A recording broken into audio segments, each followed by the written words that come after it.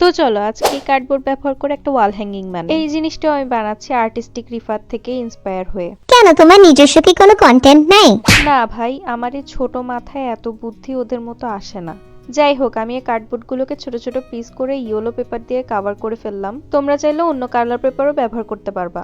এখন আমি এটার মাঝখানে দেওয়ার জন্য একটা ছোট ডিব্বা খুঁজে পাইছি, যেটা আমার সিরামের ডিব্বা ছিল। তো যাই হোক, এর মাঝখানে দেওয়ার জন্য একটা ফুল লাগবে। তার জন্য আমি এখানে একটা ডেইজি ফুল বানাচ্ছি। প্রথমে কলির জন্য একটা চিকন পেপারকে কেচি দিয়ে কেটে রোল করলেই হয়ে যাবে। কলি বানানোর পর ফুলের পাপড়িগুলো বানিয়ে নিব। তার জন্য সাদা পেপারকে এভাবে ভাঁজ করে নিতে হবে। আশা করি তোমরা সবাই ফুল বানানোর প্রসেসটা জানো, তাই ওই প্রসেসে আমি ফুলের পাপড়িগুলো আগে কেটে নিব।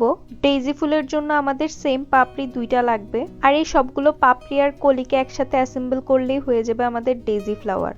ফ্লাওয়ার রেডি করার পর আমাদের লাগবে ডাটি। তার জন্য আমি এভাবে গ্রিন পেপারকে রোল করে নিব, আর মাথাটাকে একটু কেটে দিব ফুলের সাথে বসানোর জন্য। আমি একটা পাতাও অ্যাড করে দিয়েছি। এই তো রেডি আমাদের ফ্লাওয়ার। আমি এটাকে ওয়ালে হ্যাং করবো না দেখে কোনো হোল করিনি, তোমরা চাইলে করতে পারো।